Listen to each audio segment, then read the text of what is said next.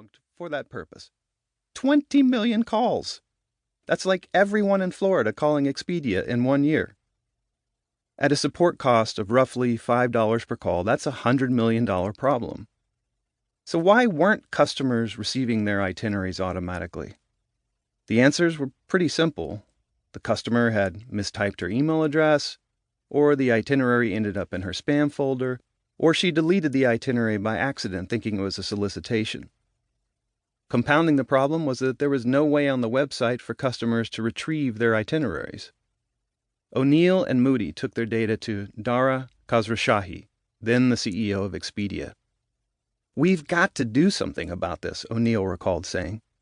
Khosrowshahi not only agreed with their focus on reducing call volume, he made it the customer experience team's top priority.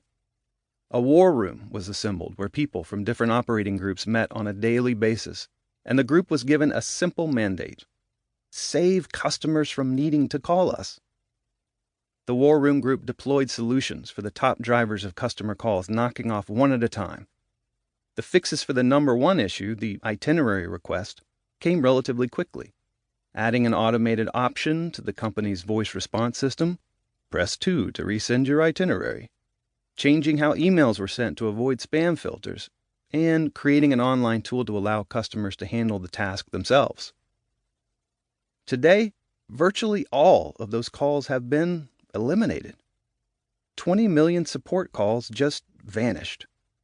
Similar progress was made on the other top 10 issues, and since 2012, the percentage of Expedia customers who call for support has declined from 58% to roughly 15%.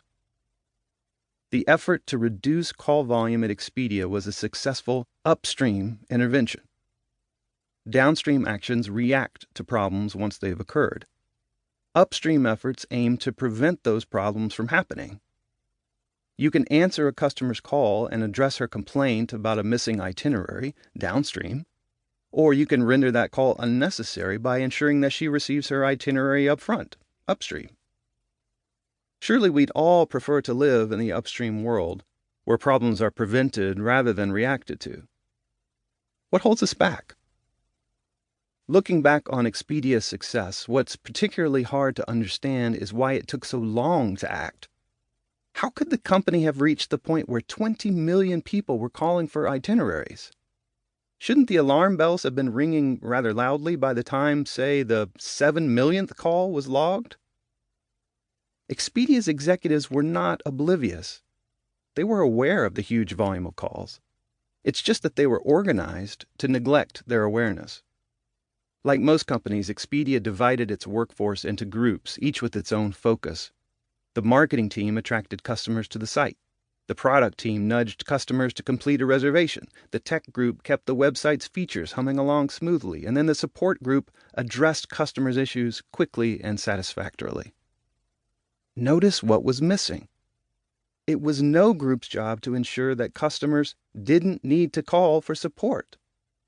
In fact, no team really stood to gain if customers stopped calling. It just wasn't what they were measured on. In some ways, the goals of the groups actually encouraged more calls. For the product group, whose goal was to maximize bookings, the best move was to ask for a customer's email only once, because asking her to type it a second time would add friction. They might lose one person in 100 who'd be annoyed enough to abandon the transaction. But the side effect of that decision, of course, is that some customers would mistype their emails, and they'd end up calling for an itinerary. That's a systems failure. That customer never needed to call. Yet both teams would still look like heroes according to their goals. The product team closed the transaction, and the support team handled the resulting call quickly. Mark Okerstrom, who was Expedia's CFO in 2012 and became CEO in 2017, said, "When we create organizations, we're doing it to give people focus. We're essentially giving them a license to be myopic. We're saying, this is your problem. Define your mission and create your strategy and align your resources to solve that problem. And you have the divine right to ignore all of the other stuff that doesn't align with that." Okerstrom's point is that focus is both the strength and the weakness of organizations. The specialization inherent to organizations creates great efficiency.